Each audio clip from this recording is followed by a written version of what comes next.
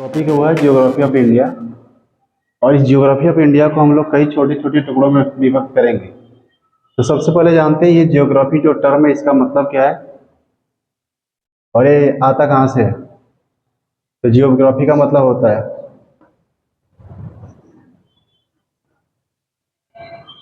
ये जियोग्राफी जो है ये इंग्लिश का टर्म है। ये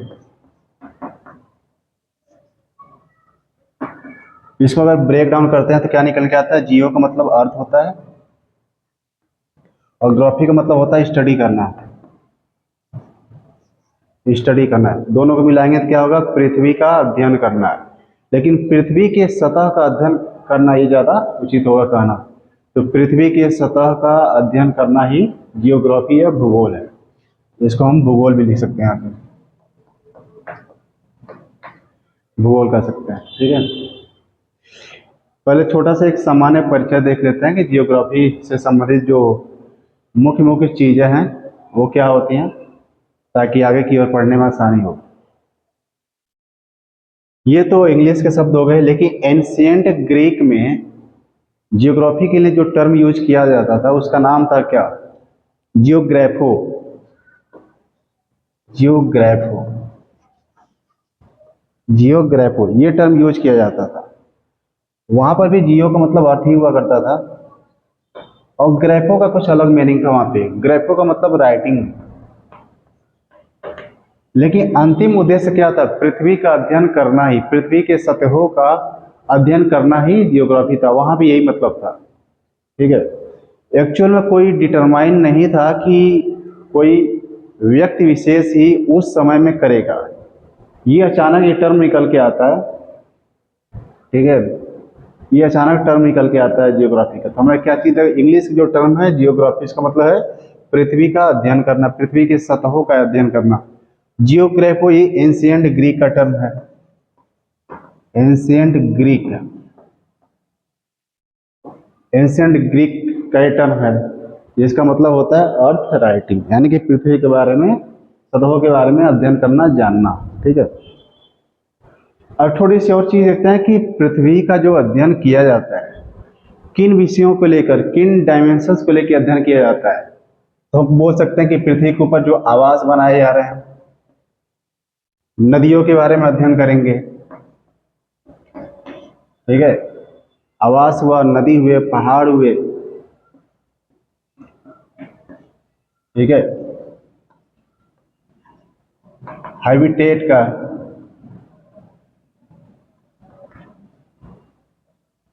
रिवर्स के बारे में और हिल्स के बारे में।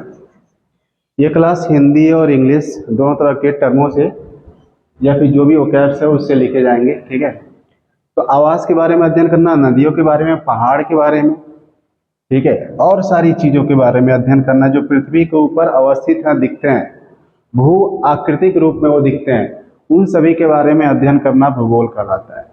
तो किस एक स्कॉलर थे, उन्होंने कहा था कि geography is nothing but the study of the surface of the earth as a human kind, यानी कि पृथ्वी के सतह का अध्ययन करना मानव के आवास के रूप में। ताकि आवास के रूप में क्यों, क्योंकि अगर आवास को अध्ययन नहीं करेंगे तो मानव के अस्तित्व को बचाना बड़ा मुश्किल हो जाएगा। ठीक है, क्योंकि सारे इंसान, सारे एनिमल्स, जानवर जितने भी हैं, सारे पृथ्वी के ऊपर ही हैं। ठीक है, तो आज के समय में देखा जाए तो अफ्रीका में एक जगह, इसका नाम है, एक कंट्री, उसका नाम है लीबिया। ठीक है, इसको हटा देते हैं।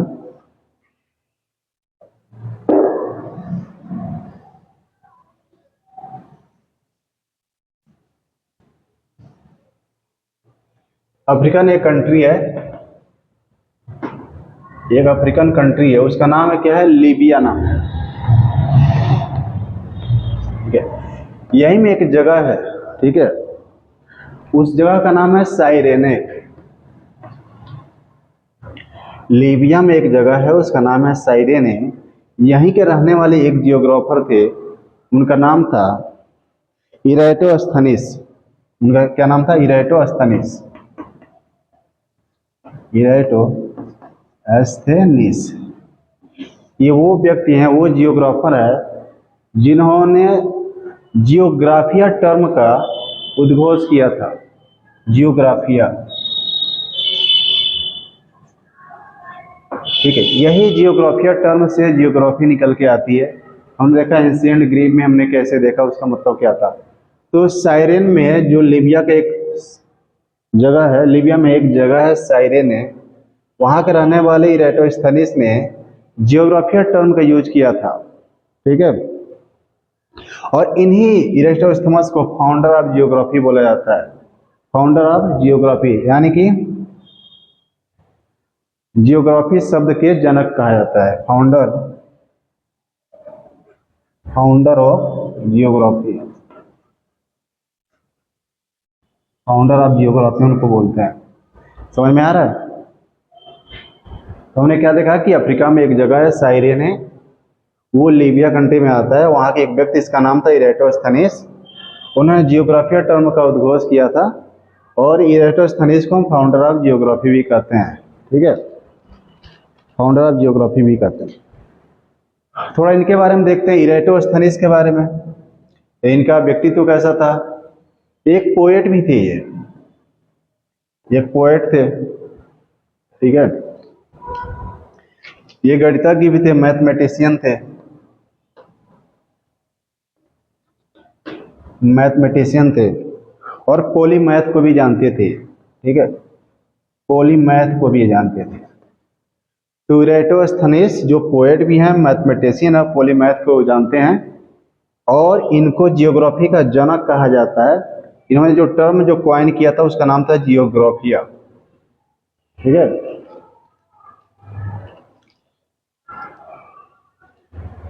इन्होंने क्या किया कि जो पृथ्वी की जो परिधि होती है, सरकमफेरेंस है, पृथ्वी की जो परिधि होती है उसको मेजर किया था, पृथ्वी की परिधि को।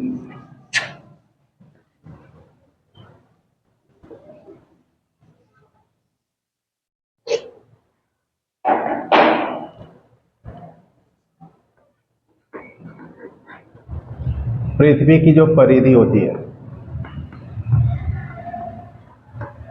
उनको मेजर किए थे। ठीक है, तो मेजर करने की वजह से इनका जो झुकाव रहा वो सेलेस्टियल बॉडी की तरफ रहा। सेलेस्टियल बॉडी यानी कि आकाशीय पिंड,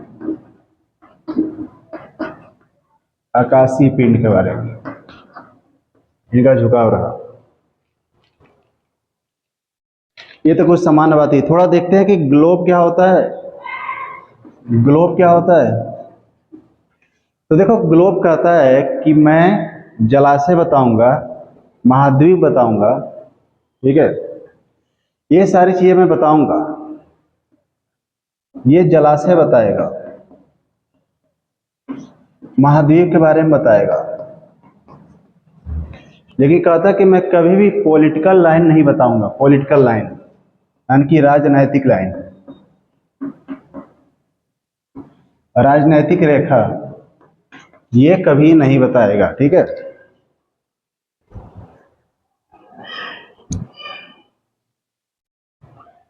तो ग्लोब क्या करता है कि पृथ्वी के ऊपर कहाँ पे जल है, पानी है, महासागर है, ओशियन है, लेक है, ये सब चीजें बताएगा। और दूसरे की कौन सा कॉन्टिनेंट है, कौन सा महाद्वीप है, उसके बारे में बताएगा। ठीक है, तो ये तो हो गया ग्लोब के बारे में। तो थोड़ा अगर हम ग्लोब को देखें ऐसे, यहाँ पे एक ग्लोब हमने बनाया, यहाँ पे एक ग्लोब का, ये पृथ्वी का रिजेम्बलेंस है। माना जाता है कि पृथ्वी एक ग्लोब के जैसे दिखती है। अगर इस ग्लोब को हम बीचों बीच से कट करें, कुछ हमें इस तरह का शेप देखने को मिलेगा, कुछ इस तरह का शेप हमको देखने को मिलेगा। अगर इसको हम कट करेंगे तो कुछ इस तरह का शेप देखने को मिलेगा। ठीक है, देखो जैसे डायरेक्शन होता है उत्तर से दक्षिण की ओर और पूर्व से पश्चिम की ओर, अगर उसी तरह हम डिवाइड कर लें, ये उत्तर हो गया, इसको नॉर्थ बोलते हैं, ये दक्षिण हो गया, इसको साउथ बोलते हैं। यहाँ पे एक लाइन ड्रॉ कर लें, यहाँ पे ये पश्चिम हो गया, ये पूरब हो गया।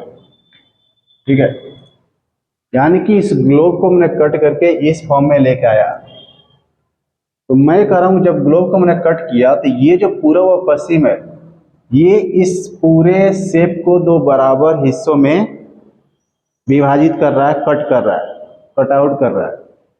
देखो बराबर हिस्सों में किया। तो इस वाले ऊपर को बोलेंगे क्या? एक पूरा अगर गोला है तो ऊपर वाले को अर्धगोला ही तो बोलेंगे। तो 21 साइड में है, उत्तर की है, उत्तर की ओर है, तो इसको बोलेंगे नॉर्दर्न हेमिस्फीयर।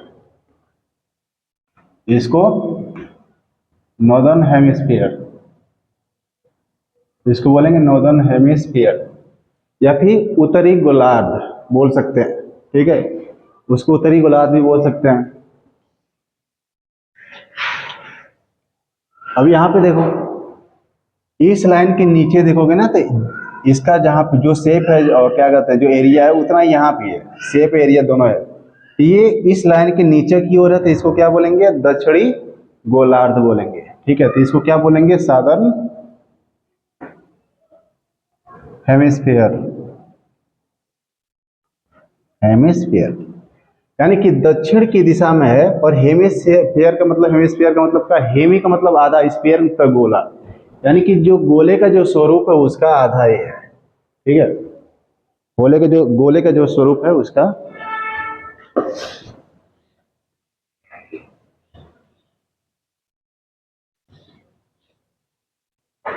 और इससे मुझे क्या पता रहा है कि पूरे पृथ्वी के ऊपर ही सारे देश हैं, पानी है, जलाशय है, जो भी चीजें हैं। अब हम दिशा के माध्यम से देखेंगे कि कौन सा देश, कौन सा आवास, कौन सा नदी का स्रोत या एक्सेट्रा कुछ भी कौन किधर पड़ रहा है। इससे क्या होगा कि किसी भी लोकेशन को बताने में आसानी होगी। मैं कह रहा हूँ ये उत्तर की दिशा है, दक्षिण की है, पूरब की और पश्चिम की है। ठीक है,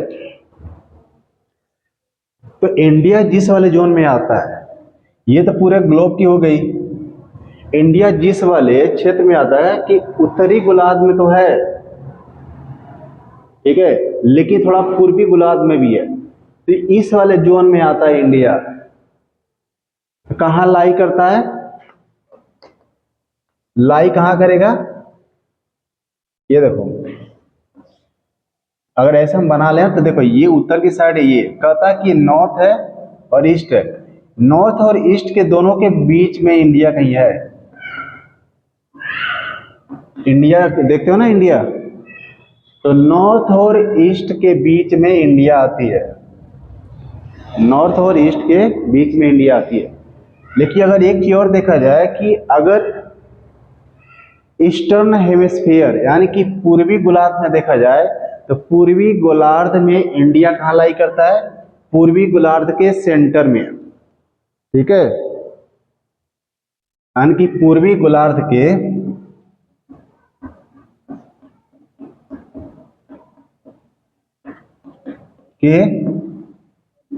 केंद्रक में। कहाँ लाई करेगा? पूर्वी गोलार्ध के केंद्रक में। तो देखो, अगर ये पूर्वी गोलार्ध इस वाले में है तो इसका सेंटर ये दिखा रहा है, तो पता चला कि इंडिया कहाँ लाई करता है? ग्लोब में इंडिया उत्तरी पूर्वी डायरेक्शन में इंडिया का लोकेशन लाई करता है। ठीक है, और थोड़ा एक चीज और देखते हैं यहाँ पे कि ये जो डिग्री होती है एक्चुअल में क्या है, इसको कैसे लिखा जाता है, ड्रॉ किया जाता है। ठीक है, ये केवल समझाने के लिए ऐसे। ये देखिए, एक हमने ग्लोब बना दिया, ग्लोब है, और देखो ग्लोब एक काल्पनिक एक वृत्त है, ऐसी पृथ्वी है नहीं, बट अध्ययन की सुविधा के दृष्टिकोण से इसको ऐसा किया जा रहा है, लिया जा रहा है। देखो एक ग्लोब है, ग्लोब को अगर बीच से एक लाइन ड्रॉ करें, जो इस ग्लोब को बराबर दो हिस्सों में डिवाइड करे। ऐसा नहीं कि हमने एक ऐसा लाइन लिया कि जो दो आधे आधे भाग हो रहे हैं वो एक दूसरे के ऊपर लाई नहीं करते हैं, ऑक्युपाई नहीं करते हैं, मतलब कवर नहीं करते हैं। ऐसा नहीं होना चाहिए। दोनों के बीच में जो एरिया है, इसका और इसका, दोनों का एरिया बराबर होना चाहिए।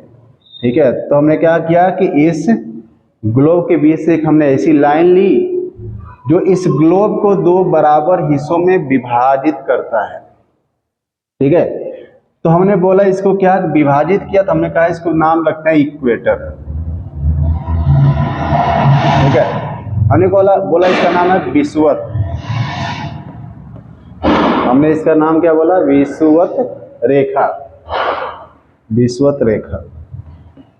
ठीक है, हमने इसका नाम रखा है विषुवत रेखा। तो देखिए डिग्री बनता क्या है, मैं आपको एक एग्जांपल देता हूं। अच्छा ठीक है, इसका ये सेंटर हो गया, केंद्र बिंदु हो गया, सेंटर हो गया। ठीक है, अगर मैं यहां से यहां पे एक लाइन ड्रॉ करूं, ठीक है, और यहां से एक यहां पे लाइन ड्रॉ करूं, और इन दोनों को मैं मिला दूं, तो यहां पे डिग्री बन रहा है। तो मैं कह रहा हूं कि अगर यहां के बीच में अगर 20 डिग्री है तो यहां भी 20 डिग्री बनेगा, अगर यहां भी 20 डिग्री है तो यहां भी 20 डिग्री बनेगा। अल्टरनेट एंगल हो गए, एकांतर कोण हो गए, क्योंकि 20 यहाँ तो ये भी 20 हो गए। तो हमने इसी तरह इसको बनाया कि अगर ये 20 है तो ये भी 20 होगा, तो यहाँ पे डिग्री 20 डिग्री हो जाएगी। ठीक है, 20 डिग्री हो जाएगी।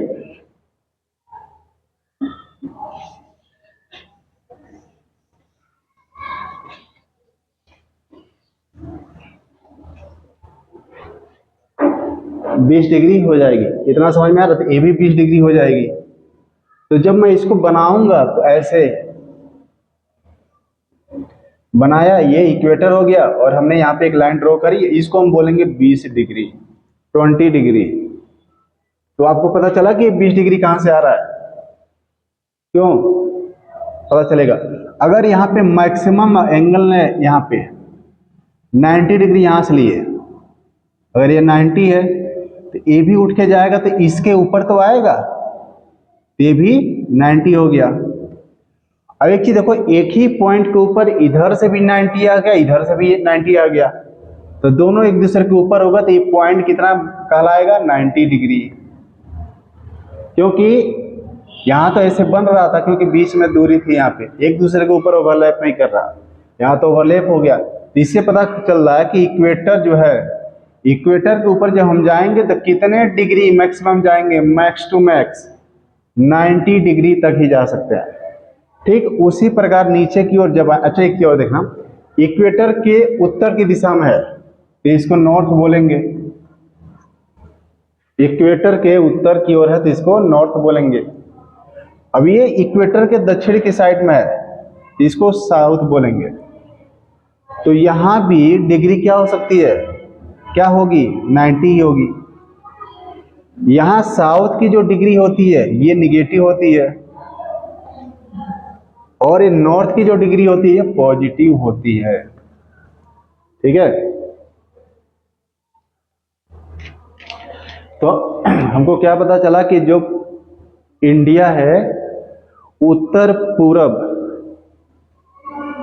दिशा के आसपास ही कहीं लाई करता है, तो इस वाले जोन में कहीं लाई करेगा इंडिया, यानी कि इंडिया यहीं पे है कहीं न कहीं।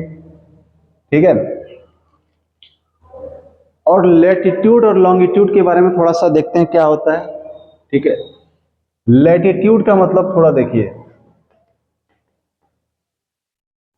लैटिट्यूड का मतलब क्या है, अक्षांश।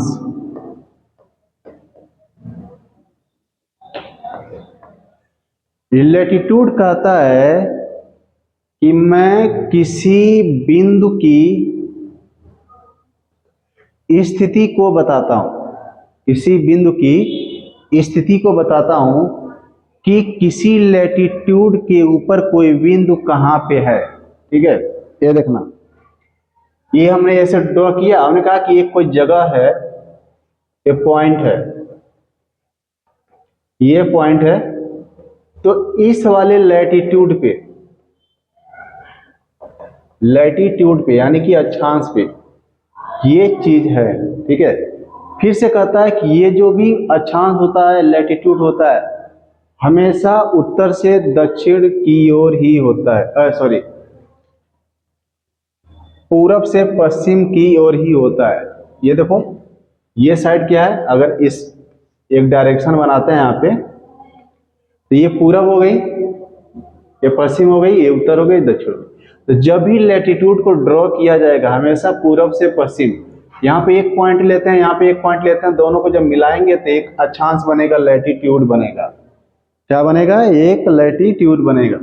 तो इस लैटिट्यूड को बनाने के लिए, अक्षांश को बनाने के लिए किस तरह की दिशा चाहिए?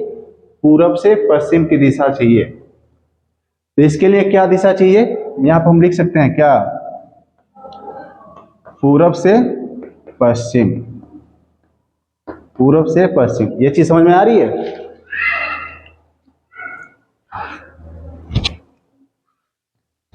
पूरब से पश्चिम चाहिए।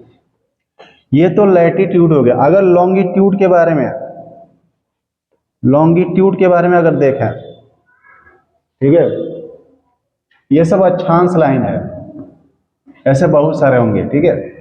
अक्षांश रेखा, इसको अक्षांश रेखा बोलते हैं।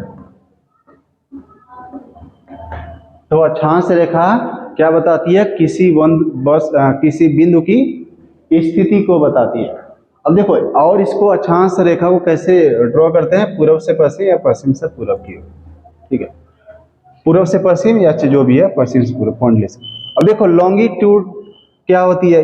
ये भी लोकेशन को, पोजीशन को ही दिखाती है, लेकिन शर्त क्या है? ये कहता है कि मेरी पोजीशन की जो लाइन होगी और पूरब से पश्चिम नहीं होगी, ये उत्तर से दक्षिण की ओर होगी, उत्तर से दक्षिण की ओर होगी, ठीक है। अगर मैं ऐसे यहाँ पे बनाऊं एक ग्लोब, तो ये देखो नॉर्थ हो गई, ये साउथ हो गई, ये ईस्ट है, वेस्ट है। तो कहता है कि नॉर्थ से साउथ की ओर रहना चाहिए, नॉर्थ से साउथ की ओर। ये देखो, अगर नॉर्थ और साउथ को मिलाना एक लाइन से, ठीक है, तो जो ये लाइन होती है इसको क्या बोलते हैं? देशांतर रेखा। इसको क्या बोलते हैं? देशांतर रेखा, ठीक है, इसको बोलते हैं देशांतर रेखा। तो देशांतर रेखा कहां से दिखाएगी? उत्तर से दक्षिण, यानी कि उत्तर से दक्षिणी बिंदु को मिला दें तो जो लाइन बनती है उसको बोलते हैं देशांतर रेखा, ठीक।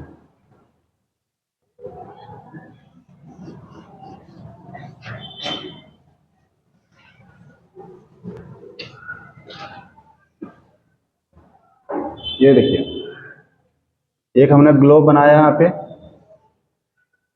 एक लाइन है, इसको हमने क्या बोला? विषुवत। इसका दूसरा नाम है भूमध्य रेखा। इसका दूसरा नाम क्या है? भूमध्य रेखा। भूमध्य रेखा का मतलब क्या है? भू का मतलब पृथ्वी हो गया, पृथ्वी का बीच की लाइन है, ठीक है। ये जो पूरी पृथ्वी है इसके बीच की लाइन है। भू का मतलब पृथ्वी, मध्य का मतलब बीच की लाइन है। अब मुझे पता चल गया कि अगर मैं उत्तर की ओर जाऊंगा तो इसको लैटिट्यूड बोलेंगे, यानी कि अक्षांश बोलेंगे। नीचे की ओर जाएंगे तो भी अक्षांश ही रहेगा। अगर हम यहां से पूरब की ओर जाते हैं, लेकिन देखो पूरब की ओर जाते हैं, वो पूरब की ओर ले जाने वाली जो लाइन है उत्तर से दक्षिण की ओर मिलाती है। ऊपर की ओर जा रहे हैं तो क्या? अक्षांश, सॉरी, अक्षांश है, ये भी अक्षांश है, देखो। लेकिन एक चीज और देखना कि अक्षांश जब भी बन रहा है इस विषुवत लाइन के ऊपर, ये जो सब परिध है ना, इस पे पॉइंट लेते हैं और मिलाते हैं तब बनता है। यानी कि अक्षांश बनेगा तो या तो पूर्व और पश्चिम के बिंदुओं को मिलाने से बनेंगे, या फिर पश्चिम के पूरब के बिंदुओं को मिलाने से बनेगा, ठीक। इधर भी ऐसे ही। और जब देशांतर बनेगा तो नॉर्थ को जब साउथ से मिलाएंगे, तो चलो एक लेते हैं यहाँ पे, ये 30 डिग्री हो गया, ये 60 डिग्री हो गया, ये 90 डिग्री हो गया। देखना 30 डिग्री, यानी कि हमको पता ना, इसके पहले वाले उसमें बताया हमने कैसे डिग्री बनता है। तो 30 डिग्री ये हो गया, 60 हो गया और 90 डिग्री हो गया। अब ये देखो, इसके भूमध्य रेखा के किधर है? नीचे के ऊपर है। ऊपर को क्या बोलते हैं? नॉर्थ बोलते हैं, ठीक है। तो यहाँ पे हमने नॉर्थ लगा दिया, यहाँ भी नॉर्थ लगा दिया, यहाँ भी हमने नॉर्थ लगा दिया। अब चलो यहाँ पे देखते हैं, ये 30 डिग्री है, ये 60 डिग्री है, ये 90 डिग्री है, ठीक है। तो हमने क्या बोला, ये देखो ये विषुवत लाइन है, विषुवत रेखा, भूमध्य रेखा, ये बीच की है। इसके नीचे की ओर जा रहे हैं तो क्या जा रहा है, दिशा कौन सी होगी, दक्षिण की होगी, तो क्या लिखेंगे, साउथ हो गया, ठीक है। तो इन सारे लाइंस को क्या बोलते हैं, ये सारे लाइंस क्या हैं, ये जितने भी लाइंस हैं, जितने भी लाइंस, इसको क्या बोलते हैं, अक्षांश बोलते हैं, सभी को अक्षांश बोलते हैं, ठीक है। अब देखना, ये तो पूर्व से पश्चिम की लाइन को मिलाने पे बना। अगर हम नॉर्थ को साउथ से मिला दें, ठीक है, ऐसे हमने मिलाना शुरू किया, ये देखो मिलाना शुरू किया, देखे तो जो उत्तर से दक्षिण की ओर आ रही है, यानी कि इस वाले नॉर्थ बिंदु को साउथ बिंदु से मिलाए तो जो लाइन बनी उसको बोलते हैं क्या, देशांतर रेखा, देशांतर रेखा उसको बोलते हैं।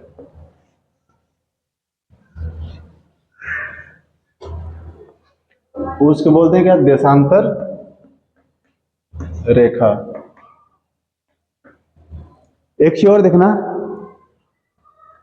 उत्तर की ओर जब जाते हैं तो 90 डिग्री पर पहुंचते हैं तो इसको पोल बोलते हैं।